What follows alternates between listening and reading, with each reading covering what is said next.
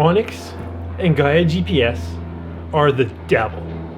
Stick around to find out why, as an airplane flies overhead.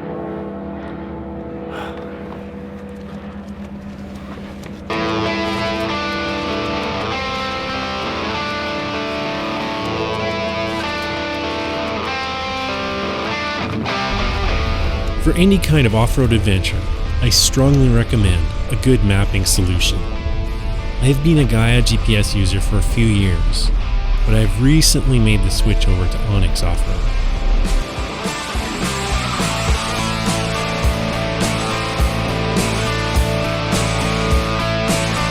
I have full subscriptions for both GAIA as well as onX. Both of these apps have helped me navigate some uncharted tracks. If I'm being completely honest, I wouldn't go off-roading without them. So why are they the devil then? The problem is, they're just a little bit too good. So these apps are pretty much the best navigating apps I've ever used. And for new people trying to figure out where to wheel safely, that kind of stuff is great. If we hop over to onX Off-Road and check out the United States, there are thousands and thousands of recorded tracks in nearly every single state. All I have to do is click on one, and I have an instant adventure.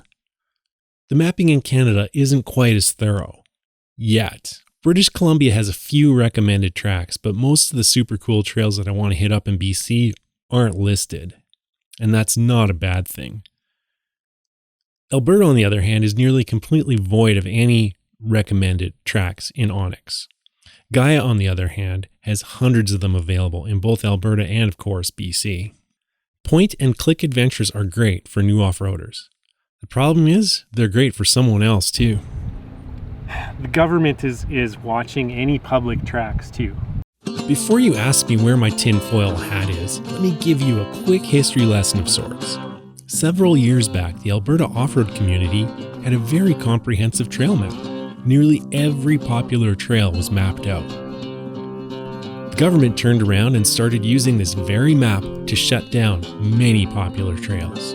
Trails that have existed for hundreds of years were decommissioned. So, I mean, it's a double-edged sword using these apps. Yes, they're awesome, but they're also going to lead to, I don't want to sound too doomsy, but they could result in the demise of our beloved hobby. onX Off-Road is a step above GAIA in their mapping. It really doesn't matter what region you drill down to, it shows a trail system. So for you new off-roaders out there, my advice to you is to pick a region you want to explore, give yourself an extra day or two, grab a buddy or two, and just hit up the trail. Don't get frustrated when people don't share their routes. People don't share their trails with you. And they turn around and say, well, just go explore. You know, that's what we should be doing, is exploring. Like, I've never been to Brule. This is the first time I've been here. And the trail in was super cool, and this is pretty awesome. Now, I'm not going to make my track public, because this is not in a public land use zone. This is Crown land. At least I think we're still on Crown land. I'll have to check my app to figure that out. A good trail is like a good fishing hole. People are very leery to give them up. So don't be surprised when locations are not shared, and try to be respectful of this. We're not trying to be assholes. We just want you to find your own trails and explore.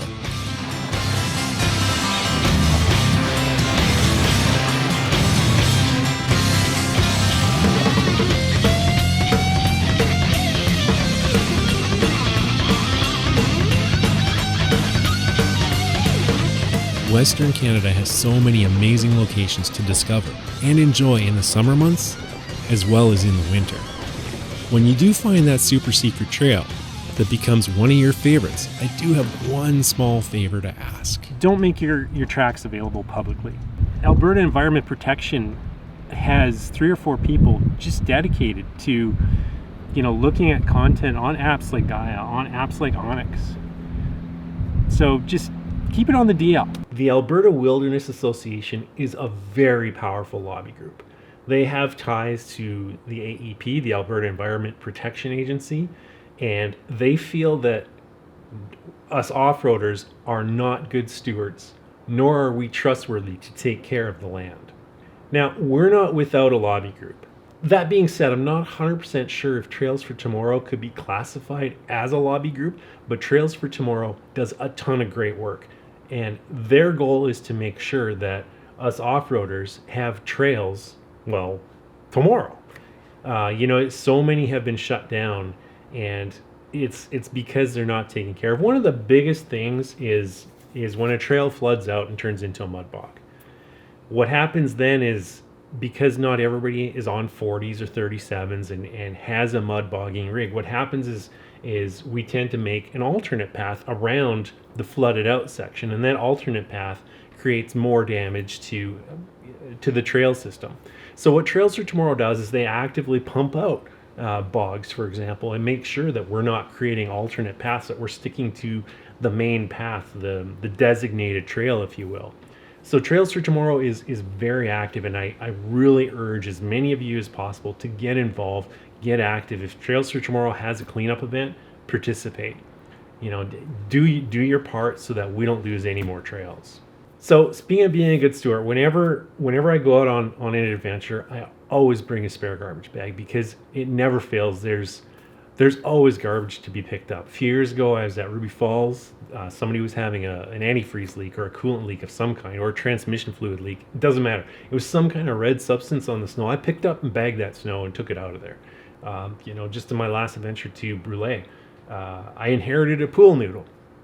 So it's always something that I implore you to do is just clean up not only your trash, but if you see a pop can, any kind of garbage, just pick it up and take it with you. So I hope this wasn't too preachy for y'all. That being said, it's a topic that I think is really important, and it needs to be discussed. There needs to be awareness around apps like onX. onX is a great app. Like I said before, it's a great app. But please keep your tracks private. Don't submit anything to onX, so that when you hit the discover button, your trail doesn't come up, because it's the last thing we want. Because AEP, guaranteed they're on this app. Guaranteed they're on onX, checking it out religiously. And no, I don't need a tinfoil hat. This is fact, not fiction. I hope you liked my sermon. If you did, smash the like button, click the like button, just do something with the like button. And please, please, please share this one with all your off-roading friends. In the meantime, I've got an alternator to install, and I got a belt tensioner to install before my trip to the mountains this weekend. I'm out of here.